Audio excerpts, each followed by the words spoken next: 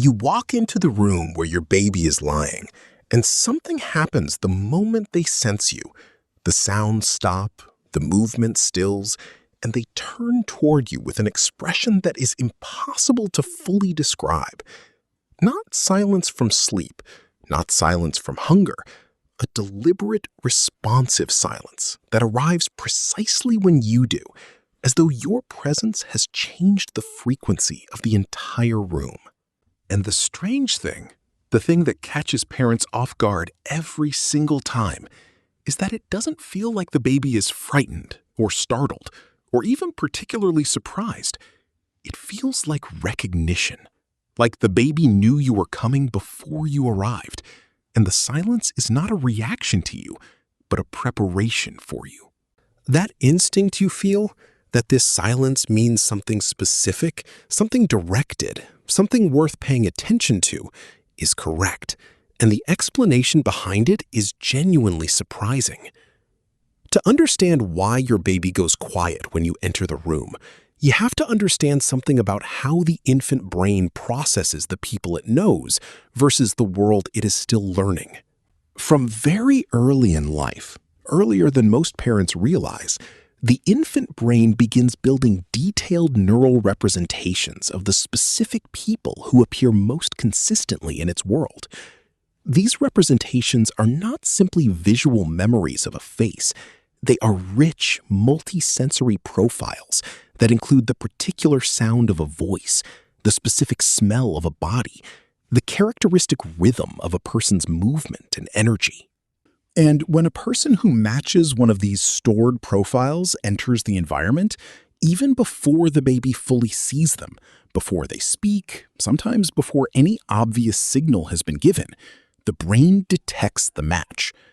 This is where it becomes interesting, because the detection happens through a combination of sensory channels that adults rarely think about, starting with something as subtle as a change in air pressure, sound frequency, or peripheral light. The infant's sensory system is not less capable than an adult's.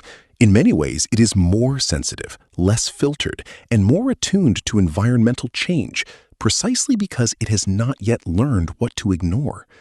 So before you have said a word, before you have leaned over the crib, before you have even fully crossed the threshold, your baby's brain may already know that someone important has arrived.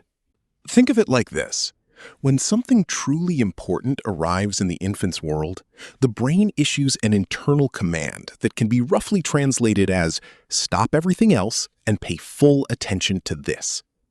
The babbling stops because babbling is self-directed output, and when something more important than self-directed output arrives, the brain suspends it without hesitation or delay. The movement stills because movement consumes cognitive bandwidth, and the arriving presence is demanding every bit of bandwidth the system has available in that moment. Something subtle is happening here. The silence is not emptiness. It is the sound of a brain shifting from one mode of engagement to a completely different and far more demanding one. The mode the baby is shifting into is one that developmental researchers call heightened social processing, a state in which the brain dedicates maximum resources to reading, predicting, and responding to another person. In this state, the baby is doing several things simultaneously that would exhaust an adult brain: reading facial microexpressions, tracking vocal tone, predicting behavioral intention, and calibrating their own emotional response. All of that extraordinary processing happens inside the stillness, and the stillness is what makes it possible, because noise and movement would compete with it for the resources it needs. This is why the babies who go most silent when a primary caregiver enters are often the babies with the most active and engaged relational systems. The silence is proportional to the importance of the person arriving. The baby who goes slightly quiet when a stranger enters and completely silent when their mother enters is not being polite. They are demonstrating a neurologically sophisticated hierarchy of relational importance. And at first, this seems like a small observation. Of course, babies respond more to their parents. But the mechanism behind it reveals something about early attachment that most people have never thought through clearly. The silence when you enter is, in the most literal neurological sense, a measure of how important you are. The depth of the quiet reflects the depth of the bond. There is a second layer to this behavior that operates alongside the social processing, and it involves something researchers have called attentional capture, which is the involuntary hijacking of attention by something emotionally significant. Attentional capture is not something the baby chooses, it is something that happens to them, driven by the emotional tagging system that the brain uses to mark certain stimuli as more important than everything else. Your baby does not decide to go quiet when you walk in. Their brain decides it for them, because the emotional tagging system has already categorized you as the most significant stimulus in their entire world. There is something quietly staggering about that you have been categorized, without your knowledge, as the most important thing in another person's perceptual world, before they have the words to tell you so. And you have been doing this, walking into rooms and triggering this response every single day, without fully understanding what was happening each time. Now, the silence when a parent enters is not the only form this behavior takes, and understanding its variations helps you read your baby's relational world with much greater precision.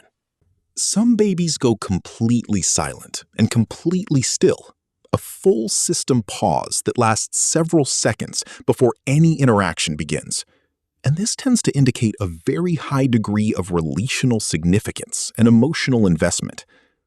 Other babies go quiet for just a moment, a brief stilling that lasts less than a second before dissolving into immediate engagement. And this reflects a different temperament processing the same underlying signal. And some babies, particularly in the early weeks, will go quiet and then produce a different kind of sound, softer, more melodic, more conversational, as if shifting from broadcasting to dialogue. In most cases, all of these variations are completely healthy and normal expressions of a functioning attachment system, doing exactly what it is designed to do when someone important arrives. But if you ever notice that your baby consistently shows no variation in response to your arrival, treating you with the same neutral attention they give to a new toy or a passing sound, that is worth noting and discussing with your pediatrician. Not because it certainly indicates a problem, but because differential response to primary caregivers is one of the earliest and most reliable markers of developing attachment, and its absence is information worth having. Here is the practical question that this raises, and it is one worth sitting with honestly. Are you noticing the silence when you enter, or are you walking past it?